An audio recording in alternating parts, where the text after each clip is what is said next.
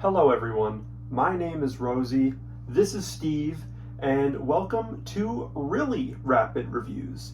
This is the series where every month I get an album recommended from you all, and I will have to review it in a certain amount of time, and if I don't get it done in that amount of time, I explode.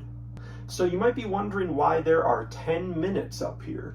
And that is because somebody decided to submit the Caretaker everywhere at the end of time this time around. And you know, at least nobody else can do it now because I've listened to it. This is my second time hearing this now. My Xbox is about to start having notifications pop up, so I should hurry up the intro.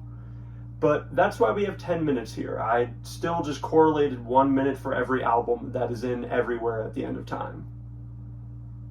And, oh shit, okay, Trackmania, bro, I'm almost there. I got like 51% done. Anyways, this time around, it is a horror theme. So I asked you all to submit scary albums you listen to, and we're just going to get into those. Thank you to everybody that submitted. And, you know, let's just start the timer. Let's get into it. 3, 2, 1, hit it. So this time we are going to be starting with Daijing, Jade. And I wanted to start with this one because this is the one I listened to today before recording this, and two, because it is the scariest one here to me easily. This shit's horrifying sometimes. You're just sitting there because I really locked in on this first song clean. It's already just a great opener. There's something so unsettling about it. And the second song, the goat, really goes into that. It feels more like, it sounds like something Colin Stetson would make, and that's one of my favorite musicians who can really make unsettling music, so I was already locked in with this album. But it just gets better. Like track 4, I can't remember the name, I think it's like Trip or something like that, something with a T. But that one, it was great, and it was just sailing by, and then you get to the second half, and there's this crazy switch up, and there's all these chip tune sounds that are getting distorted and fucked with, and it sends like chills down your spine, honestly. And then you get Dust as the next song, and that shit's just a banger, like straight up. Like, I don't know where it came from on this album, but that one's an absolute bop. So overall, I think this is a really great album and might be my favorite of the ones I'm talking about. But the second one I'm going to be talking about here, I need to go look at the title because there's no way I'm remembering this shit. The second album is Psycho Frame Salvation Laughs in the Face of a Grieving Mother. And this album is, you get what you get, honestly. When you come into this album, you hear the first song and you immediately know what it's going to be. It's this clean, super well sounding drums, these guttural screams that just sound like a fucking beast rising from hell, and you get these tight drum breaks, all these like awesome guitar lines. It's just very impactful, very punchy, and it works for me sometimes. There's sections that I like more than others, but I didn't really see myself coming back to most of it. But for what it is, it's really clean, and it is just nice to listen to. If you want that type of metal, it really gets into that sound. And speaking of metal, we've got a lot of it, because the next one is Chat Pile God's Country. And I overall liked this one a decent bit more. I love how slow and methodical it feels at times, especially on the opener Slaughterhouse. It's just swaying back and forth with these riffs, just dum dum dum dum dum. I love when metals really get into that like slower tempo beat because it feels, I don't know, something about it feels a little more groovy. You can get a little more into it. But I like this album a lot. I feel like at the end it kind of fell off for me, but I could give it another listen and that could change with time. But for what it is, it's really great metal music. The next one is Ulver, Nattens, Madrigal, and I don't know if I pronounced that right, but you know, we're trying here. And I listened to this album once, like probably a week ago, and I got halfway through and I just had to stop. I don't know if I just wasn't engaged or if I like wasn't paying enough attention, but it just kind of sounded like noise to me. And I was also having a conversation with somebody, so that was probably part of it. But I picked it back up today and I thought I was kind of going to have a similar experience. Like, I was paying way more attention to the instrumentals, and there were parts here and there that I liked, but overall it just wasn't doing it for me at first. I felt the mix was kind of weak. But as it went on, this album really won me over. When you get to 5, I really like how the guitar picks up. And in 6, the melodies are just great. Like, everything about it is really solid. I love the vocal performance. I love the melodies. And I just love it being a little more mellow. Because you got to keep in mind, for this genre, I've only really heard like Passage Diver and kind of similar artists to that.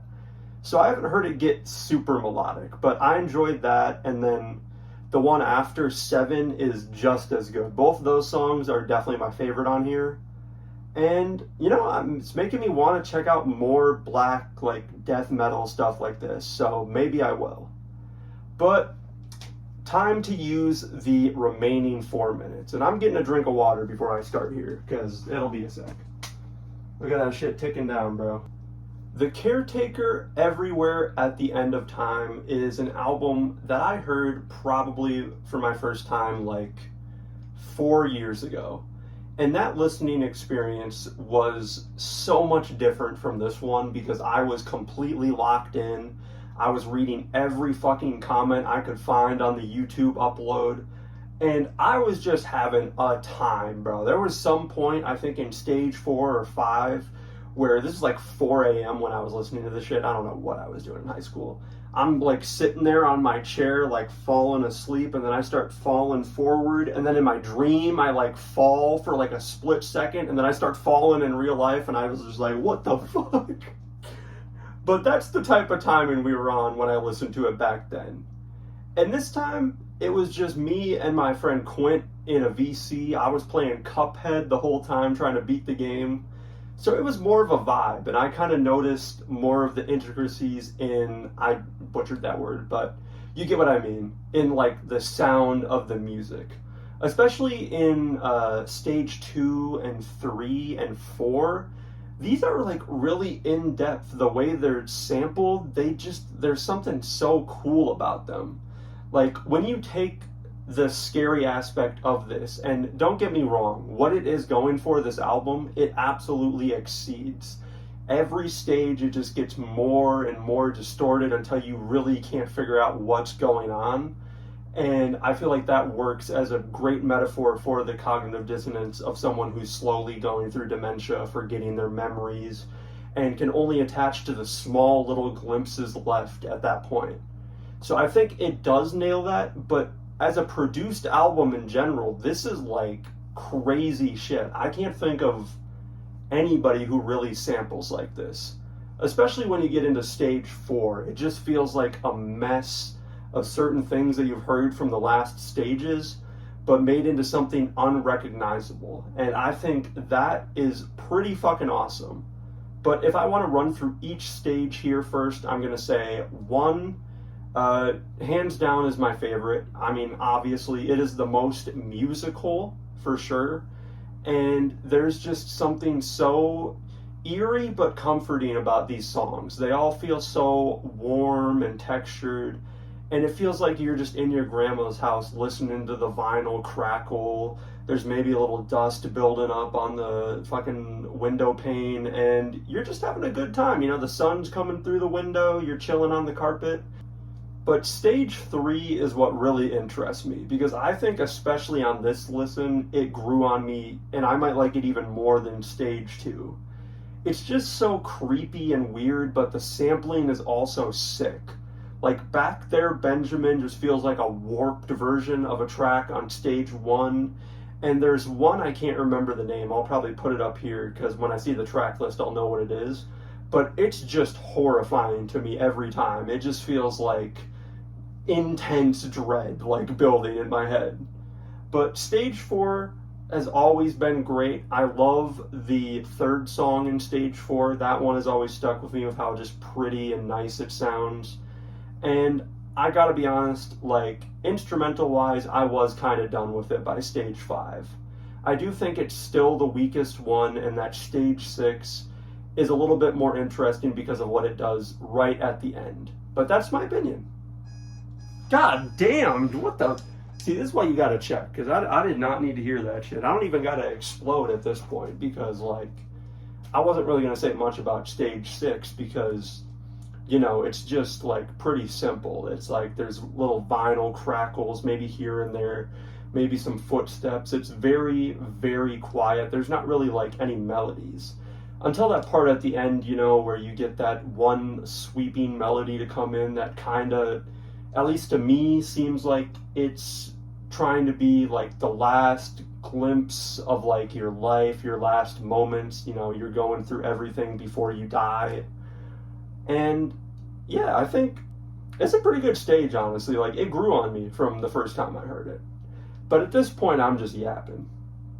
And, you know, I'm yapping about the album, so I don't know what that means. I think that means I'm still technically reviewing the album, which would mean I'd have to explode. But, like, that wouldn't happen to me, right? Like, I'm good on that, right? Like, Steve, I'm good. I ain't gonna explode, right?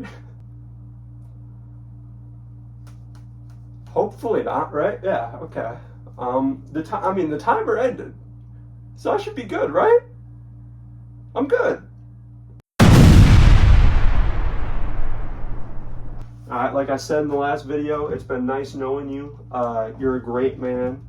I'll make sure I put in a good word for you down at the shelter, but you gotta go. Like, you gotta skedaddle.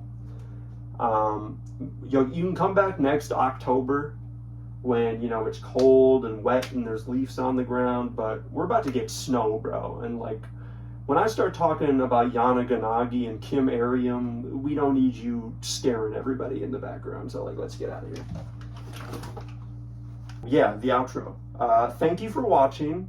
I'm going to put a drawing up of all the albums combined that I did here at the end. And, yeah, RRR. Whew. Man, that was a stressful one. I really thought it was going to be over. Man, what's going on here? Hey, man, I didn't mean it. I didn't. No.